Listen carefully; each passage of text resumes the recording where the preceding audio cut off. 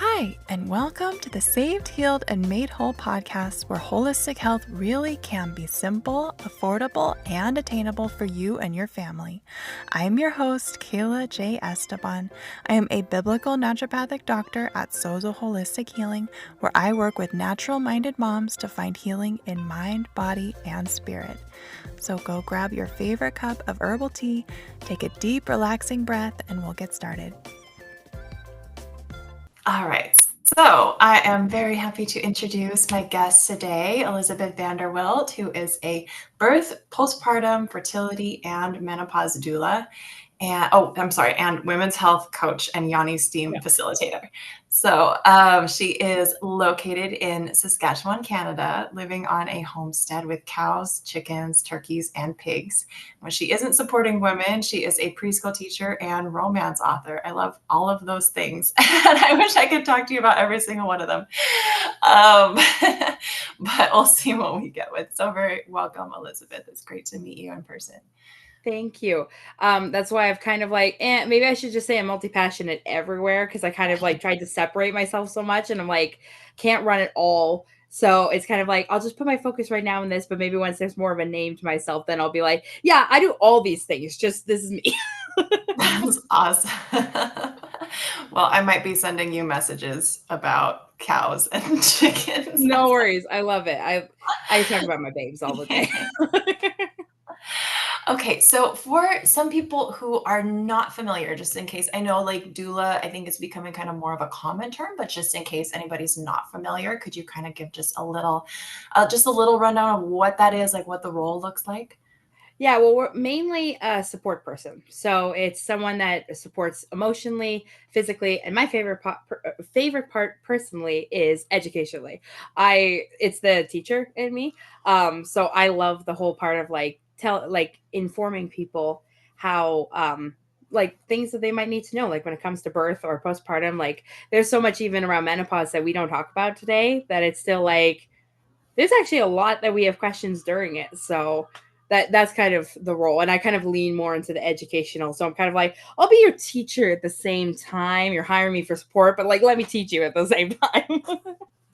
That's awesome. Yeah, I feel like we kind of lost something a little bit in modern times. We just don't talk to each other quite as much, so that we don't have that much your grandmother and your mother and your aunts all Yes. pass down the womanly knowledge about childcare and breastfeeding and pregnancy and all that stuff. So I think it helps to have somebody like you to kind of fill in the gaps, so we don't have to spend hours Googling on the internet. Well, that's the thing. I think that's why our role kind of has come more into play today, because we have lost that connection. I'm very blessed that I'm very close with my mother and my grandmother, who's actually still alive today. I mean, she has dementia, so there's not as much conversation skills as there was, maybe 5-10 years ago, but she's around.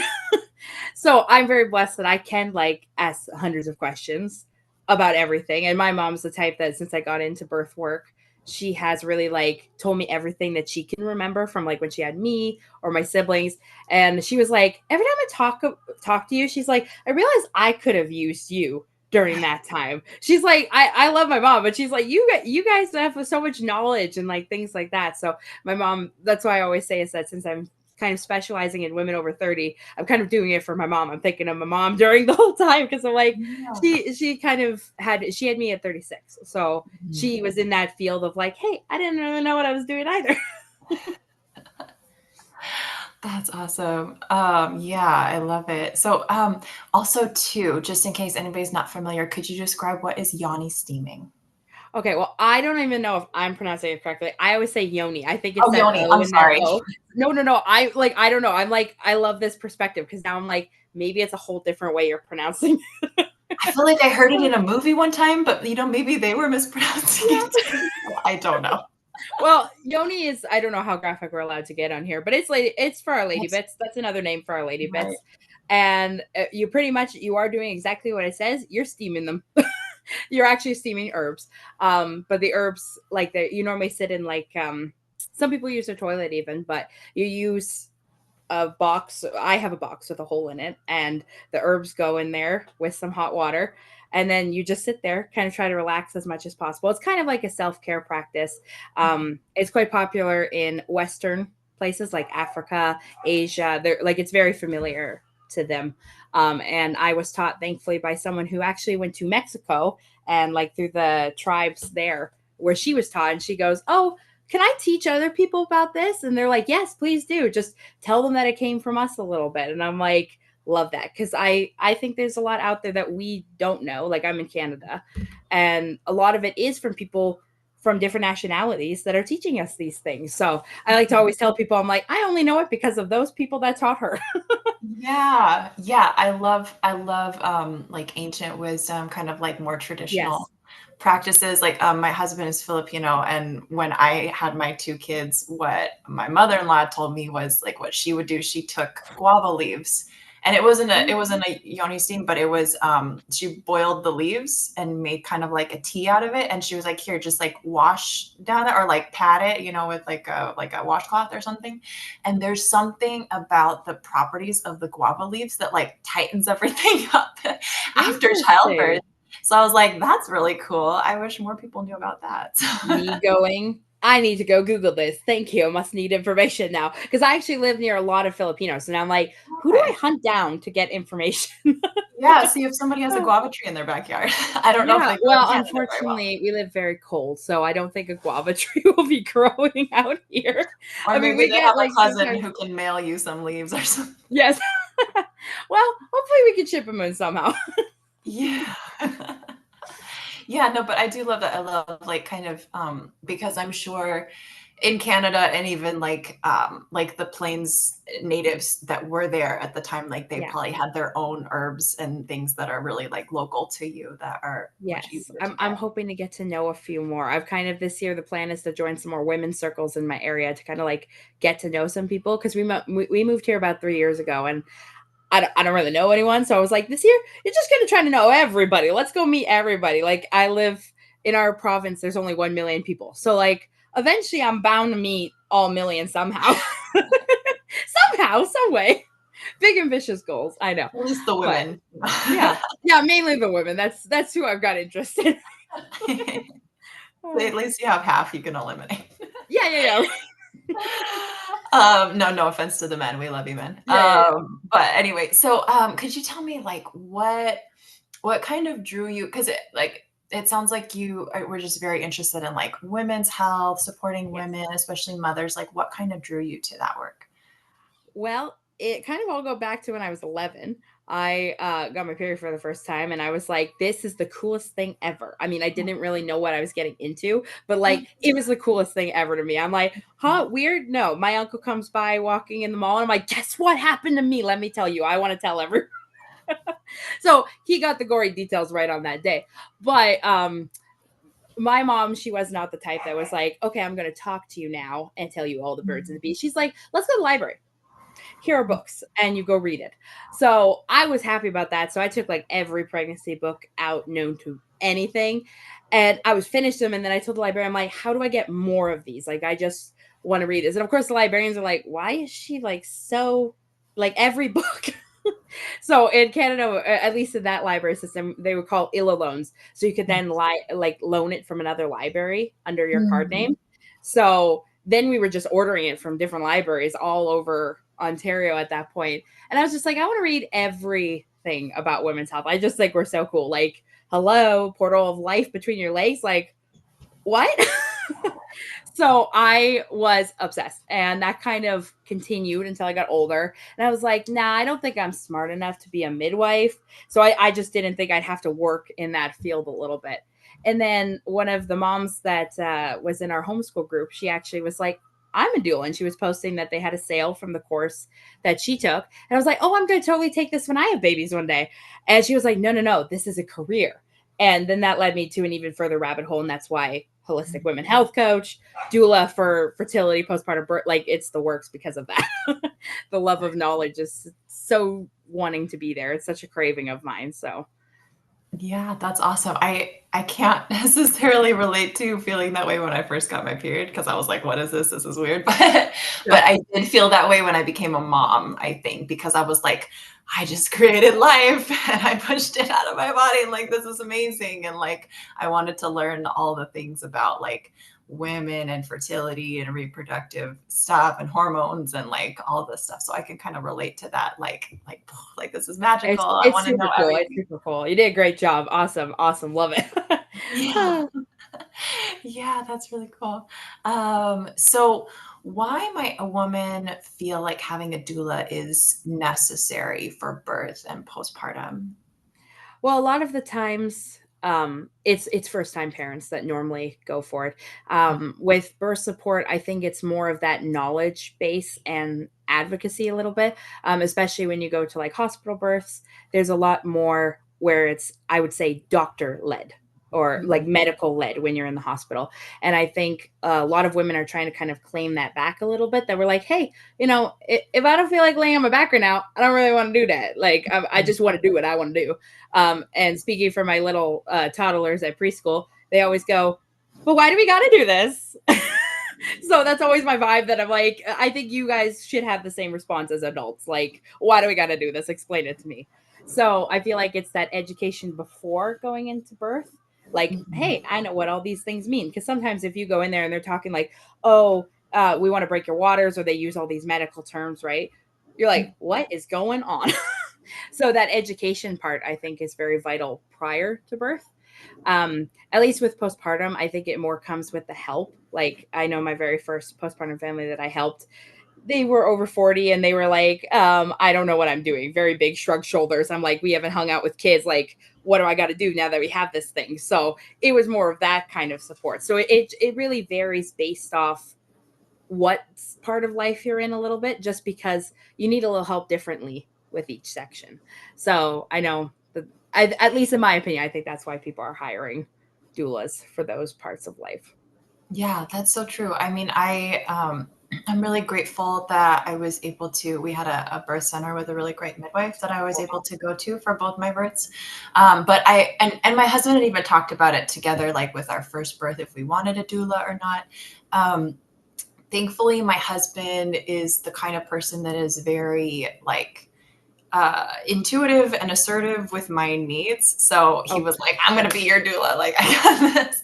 But I felt like if we ever, even now, even after having two births under my belt, if I ever had like a hospital birth for some reason, I would want to have a doula with me, just because like I want a kind of a middleman between me and the yeah, doctors, or like I that's want true. somebody to kind of like be my advocate. And like even though I know a lot of the like the technical knowledge and things like that, like if I'm unconscious or if I'm just not coherent and my husband has to make the decision, he's going to be like, I don't know all this health stuff. Like I would want to have somebody there to kind of like support and explain, like, this is why the doctors might tell you this, and like they might insist that you want to do this, but like these are your options. You can do this, you don't have to, you can also do that, and like explain those kinds of things. So yeah, I think Well, that's really even if you helpful. don't get a dual, the one thing that I always say to people, I'm just like, listen to your brain. And that's like an acronym, the doulas, or I actually don't, I should correct myself. I don't know if doulas came up with it or where it came from. I correct myself, put P there. Um, but that literally just stands for try to understand the benefits of a situation, the risks, what alternatives can you do, trust your intuition, and then, of course, can you do nothing? And then I'm like, if you really don't want to try to remember to use your brain, at least remember your bra, because the B, the benefits, risks, and the alternatives, that's the three that I'm like, Oh, that's that's what you funny. should focus on. So I'm like, I am always just saying, you remember your bra, and that sometimes helps a lot more than your brain. Yeah, I love it. I love how relatable like your style seems. Very like probably women just feel very comfortable around you. Like they So can far, just everyone said so. I haven't had too many situations where they're like, man, you're weird. yeah, So I feel like if you were my doula, I think I would feel very at ease, like you'd be cracking jokes and like having a good time and like make it a I good. can't help the jokes that I grew up with like Disney Channel, and sarcasm is practically another language I speak at this point. So Yeah, like going to the postpartum side of it. I am grateful my mom was able to come stay with us. But I think if I didn't have that, I think whether even if I didn't have a birth doula, my husband and I talked about it. I was like, maybe we should do just like a postpartum doula, like because it's so. Yeah. I think that's like something that's very missing, and I've talked to some of my clients about this too. That like I think in our Western culture, we don't have as much like care for the mother. I think we're Yeah. very like, who cares about how much I'm sleeping? And if I have taken a shower today, I need to focus all my love and attention and thought on the baby. Otherwise, I'm a bad mom or something. And there are so many other like different traditional cultures that really intentionally support the mother, and they've got like the aunts and the grandma and the people come to help take care of the mom and live there, or like she moves into their home for a month. Like there's so much that other cultures do well, not perfect, like there's pros and cons, I'm sure, to everybody, but like I think that's something that's very missing, of like having somebody to take care of you while you're taking care of this new little being. Well, I try to always tell people is that like motherhood, like especially in the first time and even past that, it's a whole new experience. Like for you, if it's your first time, like that's a whole huge change on your body. Like first growing the baby and then afterwards the postpartum care of yourself. And then it's the whole routine. I'm a very routine person. So automatically I'm like, that's the one thing you guys should be noticing is routine gone.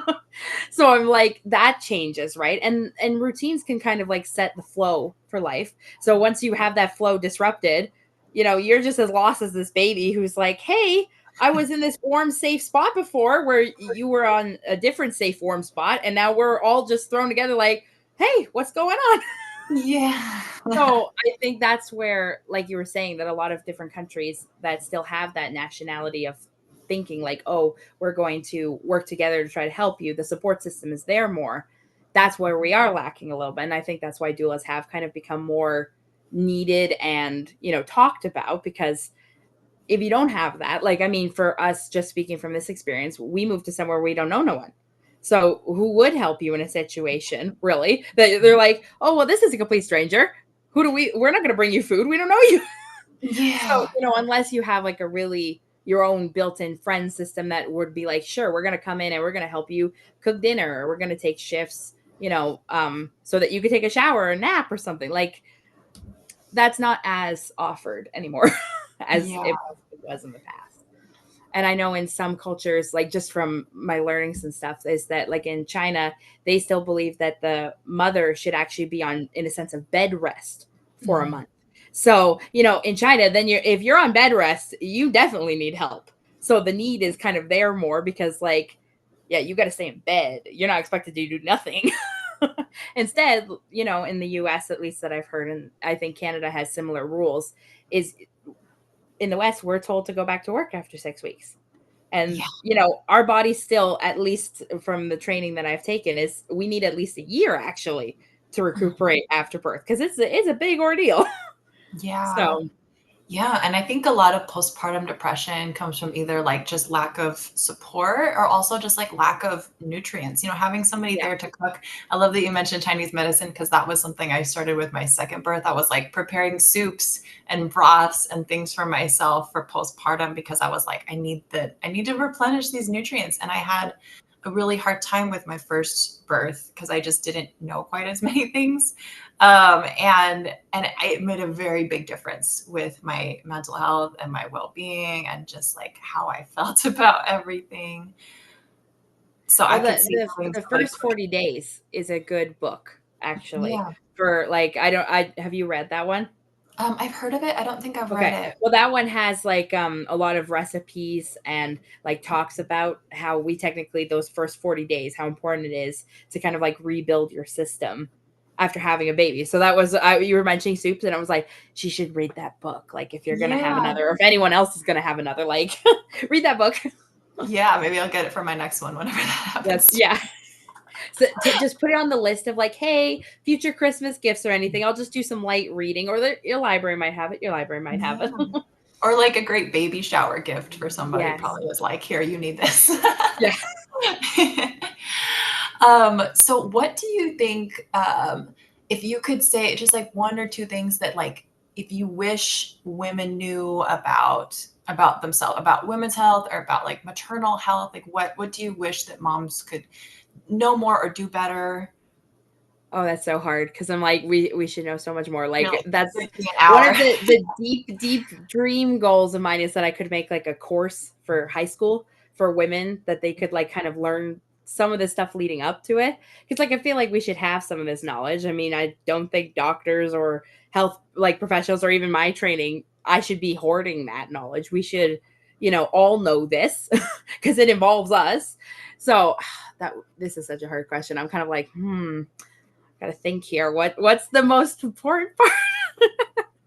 No, but I Um, think like you could even kind of comprehensively include that. Like I think that is awesome. Like I wish girls knew more just about their bodies yeah, and what's going on. Like cycle syncing to me was yeah, such a mind-blowing thing because I was like, what? Like I act different depending on where I am in my cycle, and I can use this to my advantage. Like there's so many things that I'm looking forward to teaching my daughter that she can just know, like yeah. right out They of the they gate. always say anyone that works like with women now are teaching the future generation completely different than those who aren't. And I'm excited to kind of see how that will play out in the future. Like, oh, we have this whole set of group of girls that they don't work actually in women's health. They just like know it because their moms like were obsessed with it. So we like brain dumped on you. Like Yeah, you're just meant to know everything because we know and we want to share this with you.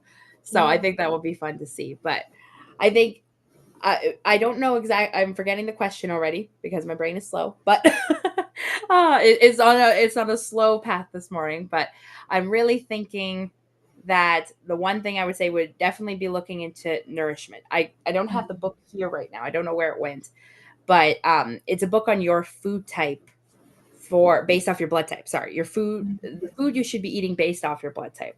And I think that's always very interesting because sometimes when people make that little change just because of their blood, then they're like, "Oh wow, all these other problems that I was having, it's gone now." Because just by changing one little food iota, right? Just because of your blood type. I think that's really cool. So, I guess that Yeah. would be number 1 because I feel Uh-huh. like that applies to all women across the board. Like, look into that. Even like all people, like, I think that's something that we don't really teach enough because, you're scrolling through Instagram and you see it's like lose weight using this strategy, or like I reversed my autoimmune because of this. And maybe like 60% of the people that try it, it works for them. And then the other 40%, they're like, this is a scam. This didn't work for me. And it's like, maybe your constitution is just completely different. Like between my children, I mean, they're both like one of them is a super meat eater. Like he needs Yeah. his protein. Like he will not eat his food unless there's like meat there. And then my other one is like, she's like a bird. Like she wants hummus and fruit and stuff like that.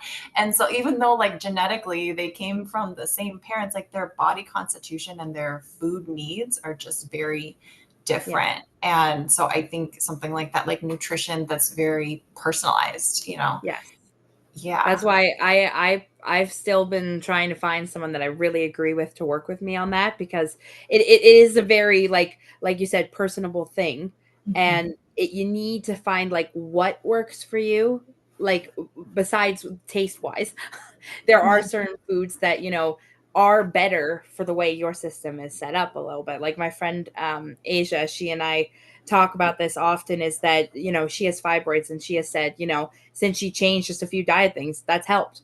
So it's so based off like food and it's so personal because it's so different than her other friend who also has fibroids and has this situation. So it's always like huh because it's two people with a similar condition but two different eating styles, right? And both working for each person. So I think that would be definitely my main tip. Yeah. Are you familiar with muscle testing? I have not. I've done a hair and saliva test before. That's what Oh, I did last year. I'm still always constantly trying to look for different things to test. Like yeah. Like without having that's to go to a doctor. that's something that I do that was really groundbreaking with my sessions. It's muscle testing. Like one of the common ways is like you hold out your arm and the practitioner will like push down, and it's kind of a way of testing like with certain foods. If you're sensitive to something, your arm will go weak, or if it's like a Oh, good food to be eating, your arm will stay strong. And so learning how to like that was a way that really helped me to personalize with people, because they would be like, which herb should I take for this thing? And there's like 5 different options. I'm like, well, let me test you on your body to see like what works best for you. And that was so helpful for me to be able to like, and I do it even virtually, like in virtual sessions and stuff too. So it's, That is very um, interesting. yeah. So if you ever wanted to look into that, Yeah. it really helps. Okay. So let me see. So everything that you were talking about sounds really, really great. Although you did mention like you're kind of maybe more rurally located, Yeah. and probably people are listening from different states, Wherever. different Yeah. countries, and stuff like that. So for people who maybe they would like to get a doula that's in person, but if there's like, oh my goodness, I love Elisabeth, I'm just really connecting with her, and like she sounds awesome. How could somebody work with you virtually? Well, I do offer virtual support. Postpartum, I kind of am leery always on helping because like that's more just emotional then, but I still feel like physical is the best. Like you need that extra person to come to your house and like, here, I'll do laundry, you go take a nap or you go take a shower while I do that. So I'm always like, I don't really feel good about like working with someone in that way because I'm like emotionally sure, but then you might want to invest in a therapist. Yeah. As mean as that comes off, but um but virtually I help a lot like fertility wise, I help a lot birth wise, like in those moments then it's more education that you Mhm. focus on a lot. So I do have a website that they could go to. I can send to you after I'll this put the if link in the show notes yeah, for yeah. anybody that wants it. And then um in person wise, I mean if you're looking, there's directories that they've set up that people other doulas can join. There's Facebook groups. I'm trying to think of, it's called Doula Match, and that's a group where you literally just type in your location, and I think it's Canada and United States, possibly even in like Brazil, those like out that way. I think they've expanded slowly. um but then that has a wide range of doulas, and you'll actually be surprised on how many you might even find in a local mom group.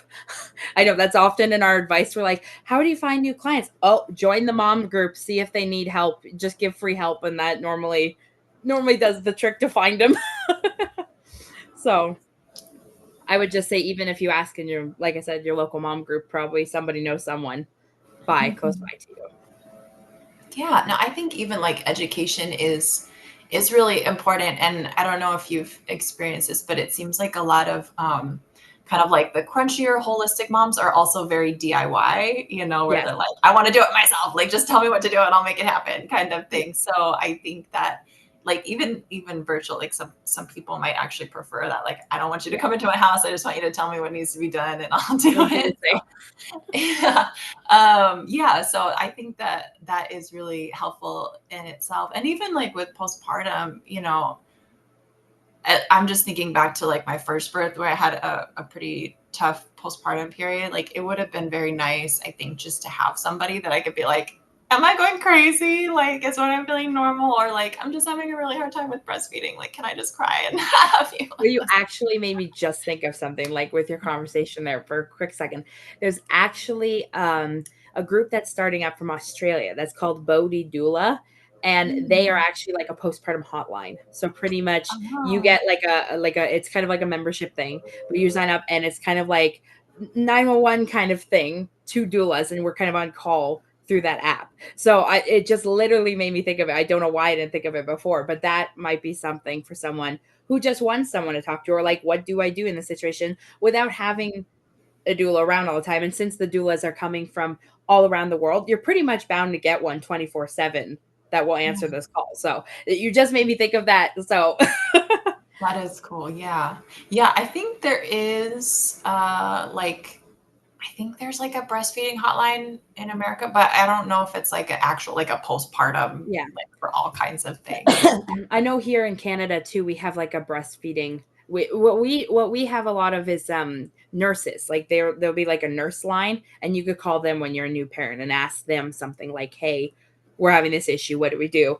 But 9 out of 10 times they will just tell you, "Oh, this is something this person could help you better with," and then they refer you. And we're like, they don't need the referral. They need the like what to do now, like the now Yeah. part, right? So Mhm. that those kind of systems are slowly, I hope, bettering over time. Yeah. So you mentioned having like or wanting some courses. Do you have any little free somethings that somebody could check out if they're like, I think I want to work with Elisabeth, that there's like a little like a freebie or a sample, something that I on do your have website? some free ebooks. I've kind of created the hard part with me is that since I have so many things, it's hard to be like, hey, come here and get this one thing that's totally not going to apply to you because you're menopause and you don't want to need to know how to have a baby right now. So Yeah. I made like a whole bunch for each section, then kind of trying to divide that. And that's where I'm trying to learn a little bit. So I'm kind of slowly getting those going. And I can send you the links to that as well Okay. Yeah, for I will sharing. put the links in the show notes where people can check those out. But I think that's even better too, because it's like if I need menopause help, there's the freebie. If I need pregnancy help, there's the freebie. Yeah. So Yeah, that's well, really for breastfeeding, I wrote one that my mentor at the time was telling me was something she had thought was very funny because I had called it breastfeeding doesn't have to be hard. And then the very first page says, "This isn't your average mom's guide to breastfeeding." And she's like, "That's the line that's going to crack everybody up." And I'm like, "Well, it's that sarcasm thing I told you about. It runs thick. I can't cut it off for business, unfortunately. So you get the personality with." Yeah, no, I love that. It makes it more interesting than just like reading a dry textbook or something like that. I'm not dry. I couldn't be. That's why, like with boho too, I was like, that's kind of like the vibe I go for. Like, I love pink and purple. And so that's why I'm like, those are the colors. Just they gotta be those colors. I can't be the whole tan colors and the mustard green or the navy green. I mean, I can't just do it. Yeah. Nice. Okay. Well, thank you so much, Elisabeth. It's been really fun talking with you, and I'm sure your clients enjoy chatting with you and stuff. I can see doing Too sessions with you long would be sometimes. really personable and fun. And so I hope whoever is listening is interested in looking at some more information to work with you. So I really appreciate you answering all of our questions, and thank you to everybody who's listening. Have a very blessed day.